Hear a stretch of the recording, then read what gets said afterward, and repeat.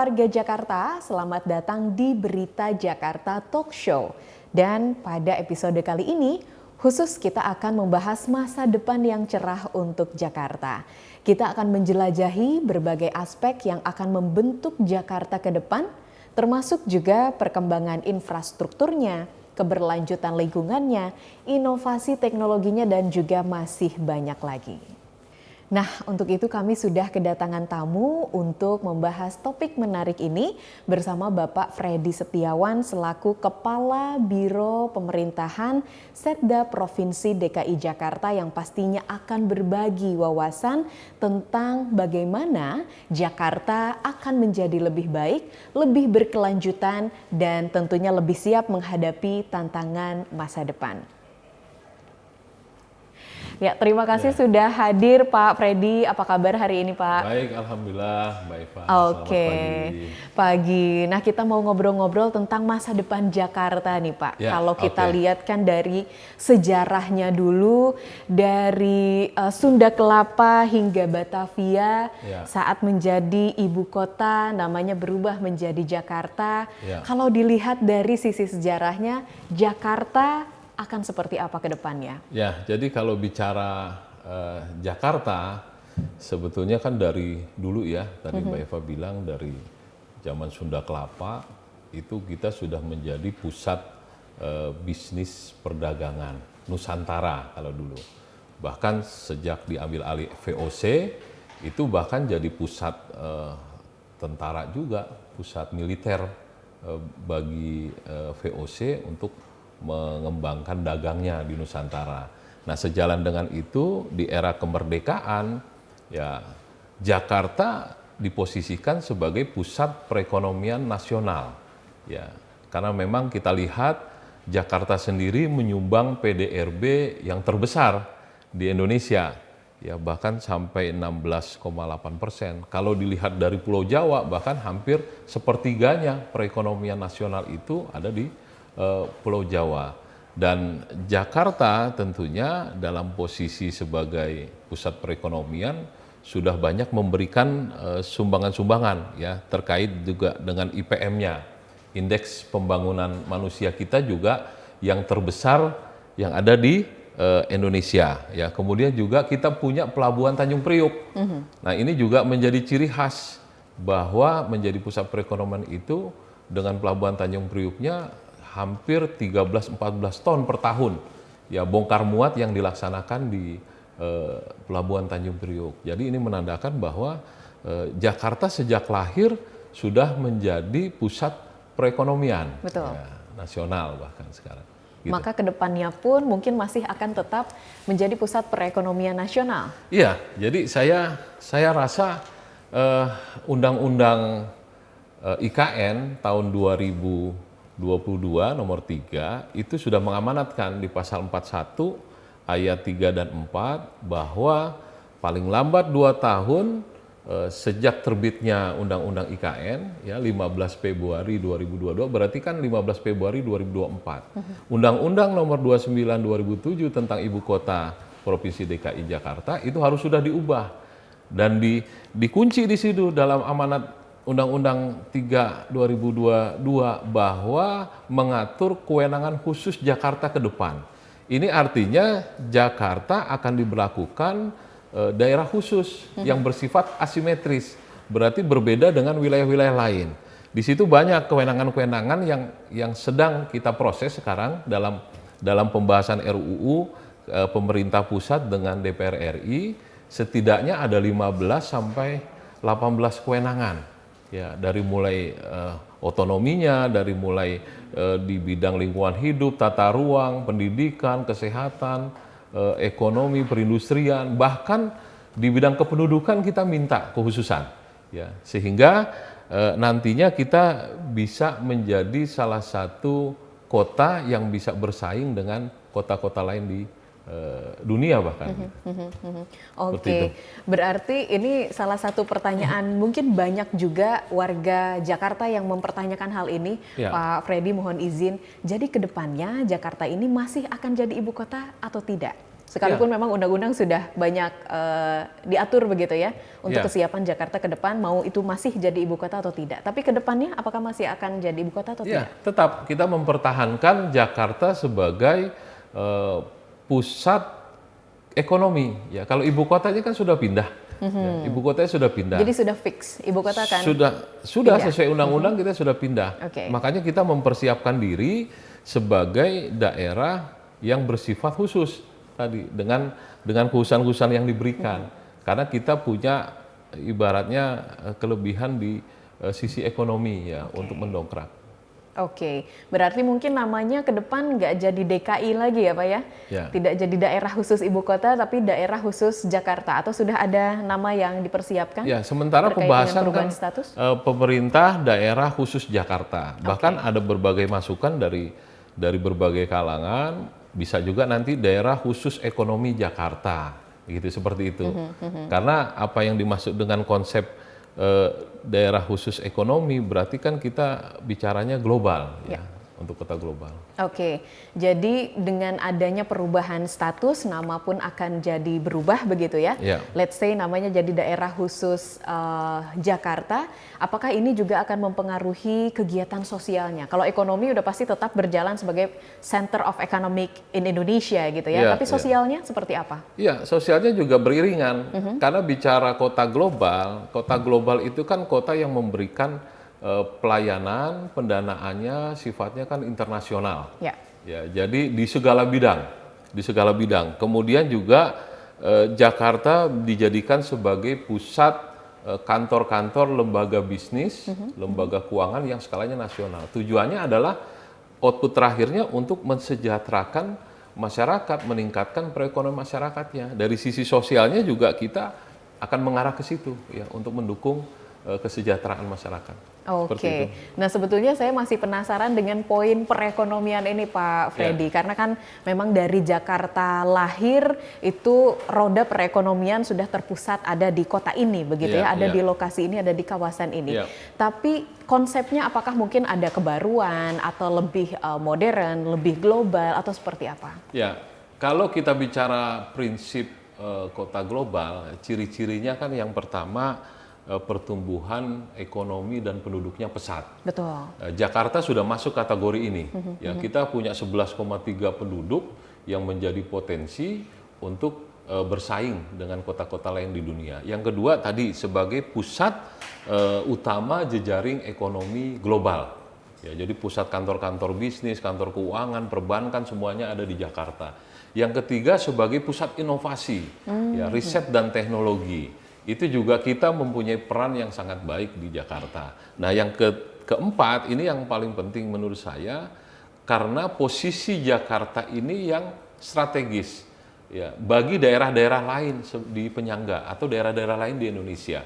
Ya, jadi kegiatan ekspor impor itu semuanya kan harus melalui Jakarta, melalui Pelabuhan Tanjung Priuk. Betul. Nah, sehingga ini yang menguatkan kita dari sisi Global Power City Index. Ya, itu kan ada 6 kategori, ada ekonomi, budaya, riset teknologi, kelayakan hidup, kemudian aksesibilitas. Itu juga kita menurut GPCI ada di peringkat 40-an, ya 40-an. Dan tidak ada lain di kota di Indonesia yang bisa bersaing dengan kota-kota di dunia, hanya Jakarta. Hanya Jakarta. Nah, oleh karena itu kan apple to apple-nya Jakarta dengan kota-kota lain di dunia. Nah, itu yang menginikan kita supaya Jakarta konsepnya ke depan menjadi kota global. Oke, jadi ada banyak kebaruan dipersiapkan untuk menghadapi status baru Jakarta dengan perekonomian yang modanya baru. Tapi mungkin ada hal-hal lain yang disiapkan lebih khusus oleh Biro Pemerintahan di Provinsi DKI Jakarta saat ini untuk menghadapi itu semua selain membentuk peraturan-peraturan yang memang sudah ada. Ya, sebetulnya dalam menciptakan kota global kita butuh kata kuncinya daya saing. Betul. Ya, daya saing. Saya mencatat ada kurang lebih 5 bidang yang berkaitan dengan itu untuk mempersiapkan kita sebagai kota global. Yang pertama terkait dengan lingkungan. Ya, bagaimana kita bisa menyelesaikan masalah-masalah perkotaan.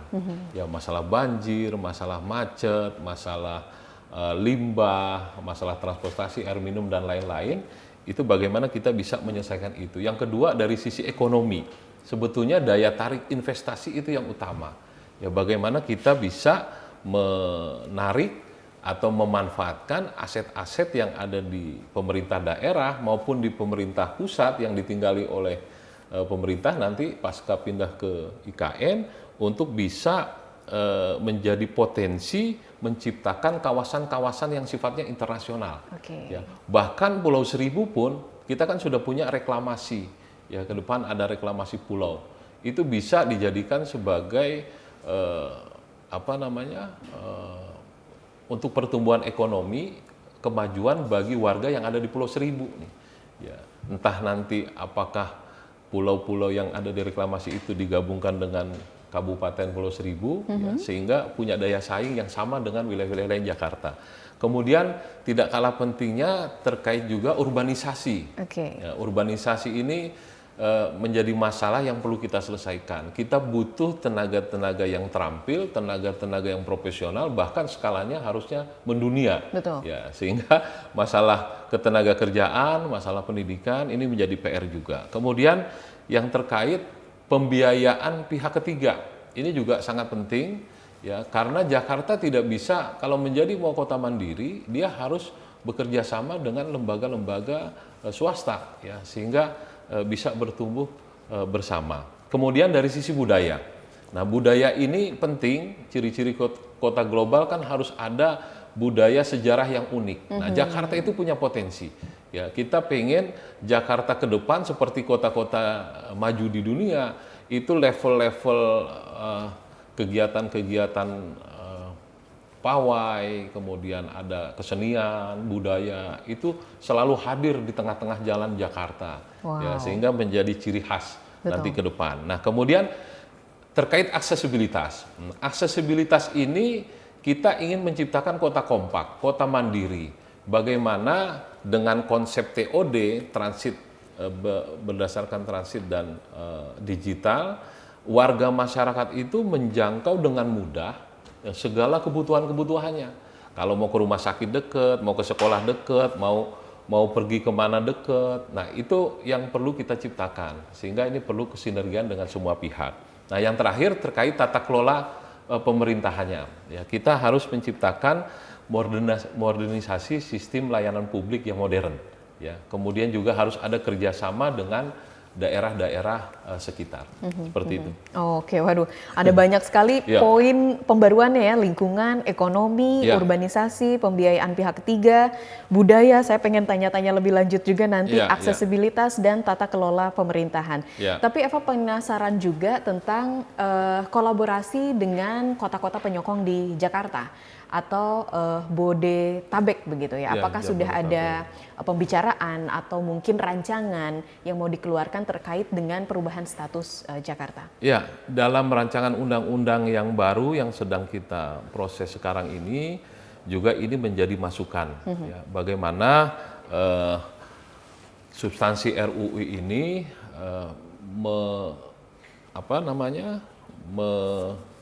mengonsepkan juga di dalam RUU itu terkait dengan kerjasama regional. Ya, kalau yang kita sebut kawasan aglomerasi. Ya, ini kan kawasan aglomerasi ini kan kawasan perkotaan yang dilihat dari perspektif perencanaan perkotaannya, dia bisa menggabungkan dengan daerah-daerah lain secara terintegrasi. Nah, ini kita coba masalah cross border ini kita selesaikan. Karena masalah banjir, macet, transportasi, ya, masalah air minum dan lain-lain juga tidak bisa diselesaikan tanpa keterlibatan dari daerah-daerah penyangga atau daerah-daerah sekitar. Nah, bahkan di dalam RUU yang sedang dibahas ini, itu juga akan dibentuk yang namanya Dewan Kawasan. Dewan Kawasan. Sehingga nanti pimpinan-pimpinan daerah dari wilayah lain itu bisa bersinergi dengan kita terkait pembentukan perencana induk, rencana tata ruang wilayahnya. Ya, termasuk juga nanti ada pembentukan badan layanan bersama. Nah, ini juga sangat unik nih, ini baru, hal yang baru. Kalau ini bisa terwujud, saya pikir masalah-masalah lintas wilayah, ya, cross border bisa diselesaikan. Seperti itu. Oke, baik, terima kasih jawabannya Pak Ya, terima Freddy. Dan Eva juga pengen tanya ini terkait dengan budaya Pak. Karena kan Jakarta ini identik sekali dengan budaya dan juga sejarah Betawi. Ya. Nah, gimana sih Jakarta ini akan menjaga identitas budaya dan warisan sejarahnya sambil juga terus mengalami perubahan? Ya, jadi kalau bicara budaya, ya kita juga menjadi prioritas ya di dalam pembuatan rancangan undang-undang ini, karena memang ciri kota global tadi yang saya sampaikan kan salah satunya adalah menciptakan budaya sejarah yang unik. Nah, di dalam rancangan RUU yang baru ini bahkan kita menambahkan, selain terkait pemajuan kebudayaan itu harus melibatkan partisipasi masyarakat, partisipasi dan dunia usaha, dunia pendidikan, bahkan lembaga adat budaya Betawi juga kita libatkan ya untuk pemajuan budaya ini. Kemudian yang kedua, kita tambahkan lagi bagaimana caranya agar ada dana abadi kebudayaan ya di Jakarta, sehingga kegiatan-kegiatan budaya, kegiatan-kegiatan sejarah yang perlu kita lestarikan ini bisa berjalan terus ya, tanpa tanpa harus memikirkan biayanya dari mana kan gitu ke depan. Seperti itu. Oke, nah dengan eksistensi kebudayaan Betawi di rancangan undang-undang yang baru, apakah mungkin sudah jadi bahasan lebih khusus begitu? Karena di UU yang lama ini ada pengaturan khususnya juga kan nih Pak? Ya. Nanti peraturan pelaksananya akan mengikuti Mbak. Oke. Ya, akan mengikuti. Jadi kalau sudah dimasukkan pemajuan kebudayaan tidak hanya Betawi sebetulnya, ya semakin banyak kebudayaan lain yang berkembang di DKI ini tentunya menjadi ciri khas. Ya, kalau kita ke daerah lain di Indonesia kan, misalkan ke Jawa atau ke Sulawesi, itu adat kebudayaannya dominan. Ya, tapi kalau di Jakarta tidak demikian. Betawinya memang eksis, kemudian kebudayaan-kebudayaan lainnya seluruh Nusantara bahkan hidup dan berkembang di DKI. Betul. Dan ini menjadi potensi kekuatan Jakarta untuk menghadapi kota global tadi. Oke, biar jadi ciri khas, orang tahu Jakarta langsung kelihatan budayanya seperti apa begitu ya Pak? Ya, kita bercorak lah, multi etnis gitu. Oke, baik. Nah, Eva juga pengen tahu dari poin aksesibilitas nih.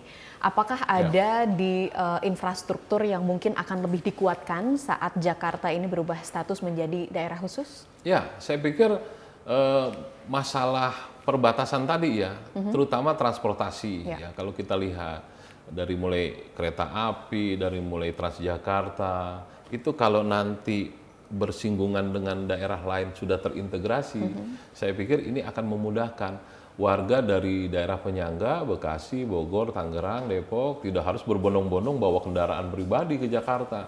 Mereka cukup transit di TOD yang sudah disiapkan, kemudian dia bisa meneruskan dengan kendaraan umum yang sudah lebih layak dan lebih aman nanti ke depannya, gitu, seperti itu. Oke, karena memang selama ini poin-poin yang tadi itu sudah berjalan, mungkin akan ada kemudahan yang lebih banyak lagi, begitu ya? Iya, makanya kita coba ciptakan, usulkan kemarin untuk dibentuk badan layanan bersama tadi. Jadi badan layanan bersama ini nanti dipimpin oleh kepala badan. Kepala badan ini adalah ditentukan oleh kepala-kepala daerah yang ada di sekitar Jakarta. Buat kesepakatan, semacam kalau di kita BUMD-nya lah gitu. Tapi ini BUMD-nya BUMD bersama nanti ya untuk mengatur tadi. Nah, itu di atasnya ada yang namanya Dewan Kawasan. Ya, kita juga mengusulkan kalau perlu Dewan Kawasannya itu tidak dipimpin oleh gubernur tapi langsung saja kepada wakil presiden ya, sehingga punya kekuatan kebijakan untuk mengeksekusi semua yang menjadi program. Oke, baik. Nah, Eva juga pengen tanya di poin tata kelola pemerintahan. Mungkin ini sudah mulai dilaksanakan peralihan di poin-poin tertentu, di titik-titik tertentu, mungkin dimulai dari biro pemerintahan. Adakah yang berubah atau adakah hal-hal yang mungkin lebih dikuatkan atau mungkin justru tetap sama? Ya, kita juga minta kewenangan itu dari sisi kelembagaan. Ya, kalau kita mau memberikan pelayanan yang kelas dunia, tentunya kita juga butuh lembaga yang agile, lembaga yang memang bisa disesuaikan, beda dengan daerah-daerah yang lain. Ya, kemudian dari sisi otonominya juga, karena kita daerah khusus, ya tentunya otonominya juga kita tetap sejarahnya sejarahnya Jakarta otonominya di tingkat 1. Ya, otomatis di tingkat 2 tidak ada DPRD. Nah, itulah yang kita bentuk yang namanya Dewan Dewan Kota. Ya, Dewan Kota. Dewan Kota ini adalah representatif dari perwakilan masing-masing kecamatan, satu kecamatan satu perwakilan. Oke, kalau sekarang kan ada provinsi, kemudian ada wali kota dan juga ada satu kabupaten. Nantinya akan berubah juga atau seperti apa? Ya tetap, jadi satu provinsi ada, kemudian kota, kita punya 5 wilayah kota. Secara penamaan pun tidak berubah ya? Secara penamaan sementara belum berubah ya, tetap namanya kota administrasi. Gitu. Nggak tahu kalau nanti di dalam peraturan pemerintahnya dengan kewenangan-kewenangan khusus bisa saja berubah. Jadi kepala wilayah Jakarta Timur, kepala wilayah Jakarta Utara gitu kan. Tetapi konsepnya adalah kita otonominya tunggal. Tingkat 1, sehingga makanya ada Dewan Kelurahan.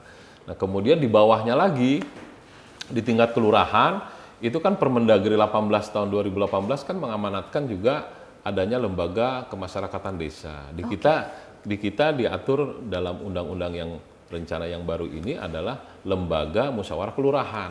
Ini sebetulnya sama sebagai lembaga musyawarah tertinggi dalam rangka memberikan masukan, aspirasi kepada lurah ya untuk melaksanakan program-program kebijakan pembangunan. Oke, dari sisi pelayanannya akan seperti apa? Apakah akan tetap sama, laju berjalannya atau seperti apa? Ya, kalau pelayanan kita harus lebih responsif ya, lebih efektif ke depan. Oleh karena itu kan tadi kita minta kewenangan khusus dalam rangka kemudahan perizinan, kemudahan penanaman modal, ya sehingga kita perspektifnya adalah kita punya daya saing, menciptakan keamanan, kepastian hukum, berusaha bagi seluruh masyarakat atau seluruh kalangan. Ya sehingga tidak segan-segan investasi bisa masuk di Jakarta lebih baik lagi. Kemudian juga saya pikir di Jakarta sekarang kita sudah lebih maju dari daerah lain. Kita punya mall pelayanan publik, kita punya sistem pelayanan pengaduan digital ya yang melalui 13 kanal pengaduan itu. Ini bisa langsung lebih dikembangkan lagi. Oleh karena itu kan struktur organisasi kita juga harus lebih fleksibel ke depan ya untuk bisa menghadapi tantangan-tantangan ini. Oke. Nah, saya yakin Pak Freddy dan tim di Biro Pemerintahan ini meyakini ini sebagai tantangan begitu ya. Tapi juga ada beberapa PR yang memang sepertinya belum selesai untuk diatasi seperti kemacetan, banjir dan lain sebagainya. Kedepannya apakah akan ada peraturan lagi untuk bagaimana Jakarta bisa mengatasi permasalahan-permasalahan yang ada ini, atau mungkin ada hal-hal lain yang perlu warga Jakarta tahu? Ya, jadi perlu diketahui Jakarta memang kan menjadi, kalau bicara banjir, bicara macet, ya 13 sungai itu dari hulu itu semuanya melewati Jakarta. Jadi tidak bisa diselesaikan sendiri oleh Jakarta. Perlu bantuan dari pemerintah pusat, perlu dukungan dari daerah-daerah sekitar. Makanya dalam RUU yang baru itu kita usulkan adanya kawasan regional atau kawasan aglomerasi tadi. Nah, kawasan aglomerasi tadi itu nanti ada dewan kawasannya yang anggotanya terdiri dari seluruh pimpinan kepala daerah diketuai oleh wakil presiden.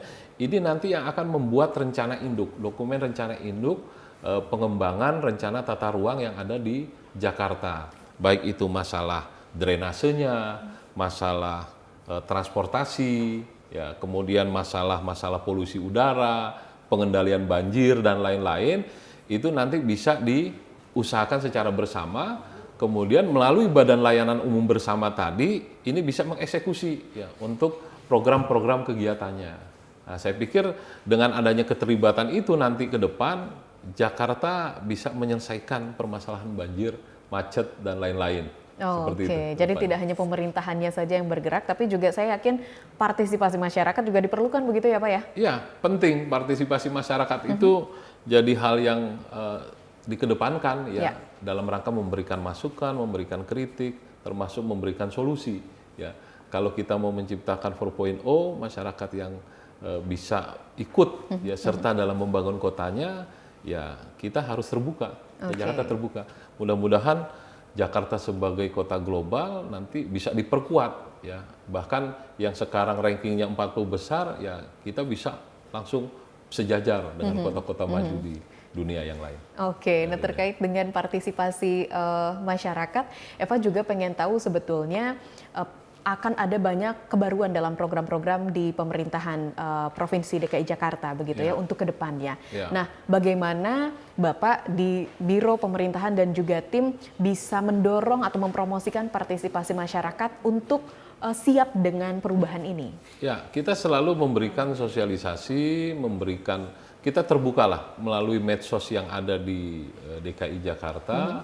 Kita coba mengajak masyarakat untuk secara transparan melihat apa yang sudah dilakukan oleh pemerintah DKJ di bawah kepemimpinannya Pak PJ Gubernur Pak Heru. Ya, sudah banyak yang dilakukan oleh Pak PJ Gubernur terkait dengan penataan kawasan, terkait dengan pengendalian masalah banjir, polusi dan lain-lain. Ini menjadi ruang tersendiri ya bagi masyarakat juga bisa memberikan masukan. Ya, kita di Biro Pemerintahan mengelola CRM, ada 13 kanal pengaduan yang bisa diakses secara langsung oleh masyarakat. Ya, dan bahkan ke depan kita ingin memberikan kemudahan lagi ya dengan sistem yang lebih baru dan lebih modern. Ya, mudah-mudahan masyarakat bisa cepat mendapatkan jawaban. Ya, kalau selama ini banyak masyarakat belum ada jawaban, belum ada tindak lanjut. Tetapi ke depan dengan sistem yang lebih baik lagi, kita berharap masyarakat Jakarta bisa lebih puas dengan kebijakan program-program yang dilakukan oleh Pemda DKI Jakarta. Terakhir Pak Freddy, pengen tanya langkah-langkah yang akan diambil oleh Biro Pemerintahan untuk memastikan transisi ini berjalan lancar seperti apa? Ya, yang pertama kan kita selalu koordinasi dengan lembaga perangkat daerah yang ada, dinas-dinas, bagaimana kita mengawal perpindahan ibu kota negara ini, Jakarta ke IKN ini dengan undang-undang yang baru. Ya, tentunya kewenangan-kewenangan yang akan diberikan oleh DKI Jakarta harus dipastikan juga oleh dinas-dinas untuk siap mengambil kewenangan itu. Jangan sampai kita sudah diberikan kewenangan oleh pusat, tetapi dinas-dinas kita tidak siap melaksanakan itu, baik dari bidang kesehatan, bidang pendidikan, bidang sarana prasarana. Nah, mudah-mudahan dengan kesulitan kerjasama dengan perangkat daerah yang ada di DKI Jakarta, kita bisa siap, ya, kita bisa mempersiapkan diri untuk menghadapi itu semua. Oke, still ya Pak, the power of collaboration. The power of collaboration. Oke, baik. Saya ucapkan terima kasih Pak Fedi sudah gabung sama kita, ngobrol-ngobrol sama kita di sini. Dan Eva doakan mudah-mudahan seluruh programnya bisa berjalan dengan lancar, tentunya untuk masa depan Jakarta yang lebih gemilang. Terima kasih atas undangannya. Mudah-mudahan Jakarta menjadi kota global, ya, mendunia. Oke, Jakarta menjadi kota global mendunia. Terima kasih telah menyaksikan episode ini mengenai masa depan yang cerah kota kita, Jakarta. Semoga episode kali ini telah memberikan wawasan yang berharga tentang perjalanan menuju Jakarta yang lebih baik. Kita juga mengundang Anda untuk terus terlibat dalam upaya membangun masa depan Jakarta. Kita semua memiliki peran dalam membentuk kota ini melalui sinergitas, inovasi, dan kepedulian, sehingga kita dapat mencapai tujuan bersama. Jangan lupa terus mengikuti sosial media Berita Jakarta untuk mendapatkan informasi terkini. Sekali lagi terima kasih atas partisipasi Anda dan sampai jumpa pada episode berikutnya.